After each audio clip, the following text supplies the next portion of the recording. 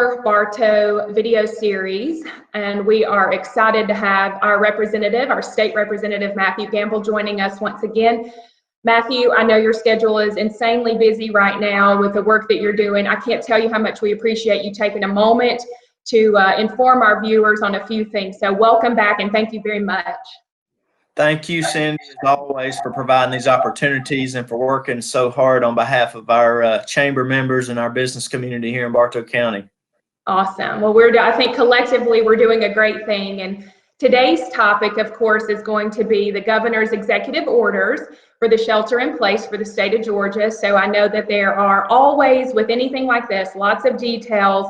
But I want to make sure that we kind of hit the highlights for everyone so that they get a general understanding and maybe they get clarity, or maybe they just know that there are a few more questions that they need answered. So let's start with the general highlights, the time frame of this shelter in place for one, and then what are kind of the highlights of this look like? Right. So the general time frame for the order is today, April the 3rd at 6 o'clock through April 13th at 11:59 p.m. And that's the duration of the order. And I would say that, Cindy, the spirit of what the governor is trying to do here is not really unlike what Bartow County and the cities within Bartow County have already been practicing now for the better part of, for sure, a week, most likely 2 weeks, in terms of trying to limit exposure for our citizens. But the spirit of the governor's order is this. What is a shelter in place? It basically means remaining in your house, your residence, and taking every possible precaution to limit social interaction and in order to prevent the spread of the virus to other people. Now, I certainly know that there are exceptions, and we'll get to some more of those in just a minute, but that is the spirit of what we're trying to accomplish, what the governor's trying to accomplish in this order, first and foremost, above and beyond all other things. Yes, and I think we understand, as difficult as this is, we have to get this under control. The sooner that it's under control, the sooner we can all go back to doing our regular routines. So, okay, that's perfect. Thank you for that explanation, because I do believe that there has been confusion in even the terminology shelter in place, as it's been used for a couple of weeks now among local communities and such. Okay, so I know one of the examples in the executive orders is going to talk about critical infrastructure. Okay, so this is going to apply to businesses, and this is determining, are you critical or are you non-critical, and if so, or whichever way you are, what does that mean for your business? Can you share a little bit about that with us?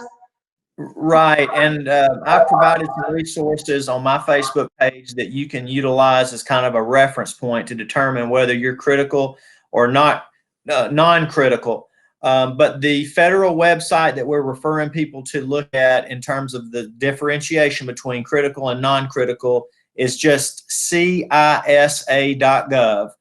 It's the Homeland Security website where you can go to determine and look at the differentiation there and follow the 16 requirements that, if you are critical, you still have to abide by. Okay, perfect. Yes. So, and I know, Matthew, there was an update to that. So I just want everybody to be aware. I think on March 28th, there was a version 2 of that document. And so on the website you referenced, it definitely is the most up to date. But just in case someone had seen a previous version, be aware of that. And then you can look at that. And businesses, my understanding is that businesses are really supposed to self-identify. Are you critical or are you not? Is that your understanding as well? That is correct. Okay, based on those guidelines, you make that determination. If you are a critical infrastructure, then there are guidelines, 16 of those, I believe, for critical businesses. If you are a non-critical business, then we have some minimum basic operations. Can you talk about that just a bit? Right, there's 20 requirements for non-critical infrastructure. And businesses follow, and that, of course, is outlined in the information that I've got on my Facebook page as well, that talks about the social distancing, the minimum basic operations that you're to follow as a part of that. And I've had several calls this morning already from people asking, well, what about this and what about that? And I would just go back to the original thing I said a minute ago about what is the spirit of what we're trying to accomplish here.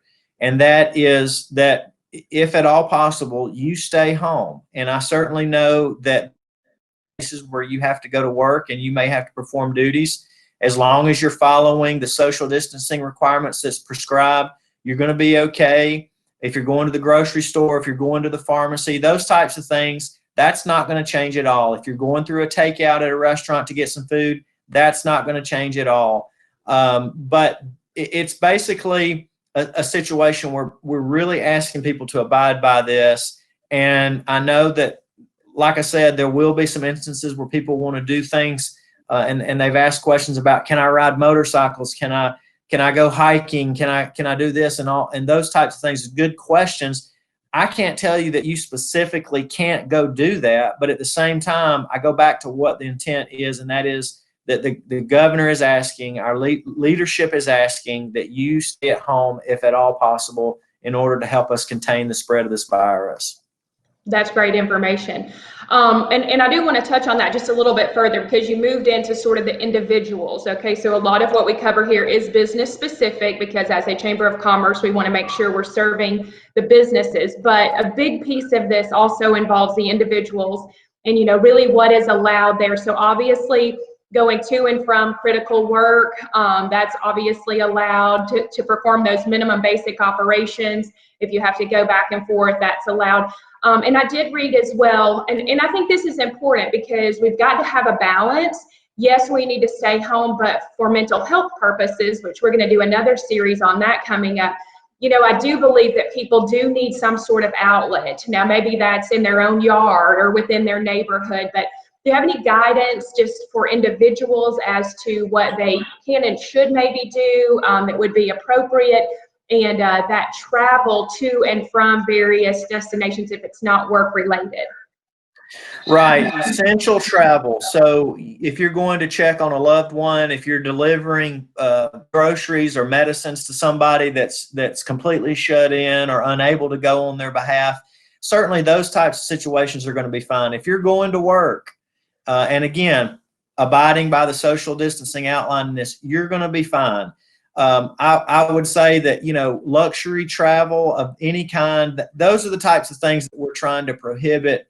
But there's just not going to be enough law enforcement to check everyone and say, hey, where are you going and what are you doing? And so that's why familiarizing yourself with what's outlined in this order is important. But from the individual standpoint, Cindy, you know, basically, if you're going to go out for a walk, that's fine. If you're with your family that lives inside the residence that you live in, the house, you don't have to abide by the 6-foot distancing requirements. But if you're out walking and you come across someone else that's out walking, at that point, you would make sure that you're abiding by the separation and you keep enough distance between you and the other person at that time. That's okay. And so getting outside and doing those types of things, going to the grocery store, going to work if you have to, or to the pharmacy, doctor's appointments, those types of things, that's not going to be a problem, and you're not going to run into any issues doing that. Okay, perfect. You also made me think of one other thing that I've been hearing. There has been, again, on the company side, the business, the industry, there has been talk of the potential need for some sort of letter if you are traveling, you know, for essential business. But it is my understanding that is not necessary. So I want to make sure, and it looks like you're in agreement with that has been the determination. So if there are any questions about the need for that, know that at this point, at least, that is not necessary. So just do what you need to do. Use good judgment, guys. I saw something recently that said that now we're on the front lines as a community. It's in our hands. The average individual, the everyday person, it is in our hands to make a difference. So we all have to do our part and use good judgment here. That's exactly right. Those cards are a nice to have, but they're not a must have. I haven't seen that prescribed in any of the order. I think a lot of the larger companies were doing that just as a precaution, and I don't think that's a bad idea. I don't disagree with that. But as far as do you have to have that in the event that you're pulled over to verify you are doing what you're, you know, supposed to be doing, I don't think that that's a part of any of the current prescription that I've seen so far. Okay, perfect. Well, to summarize again, Matthew, you said you're going to share some information with us. We'll make sure that we provide links to any kind of documents and such. Certainly your social media as well. You've referenced a great place to follow for additional updates.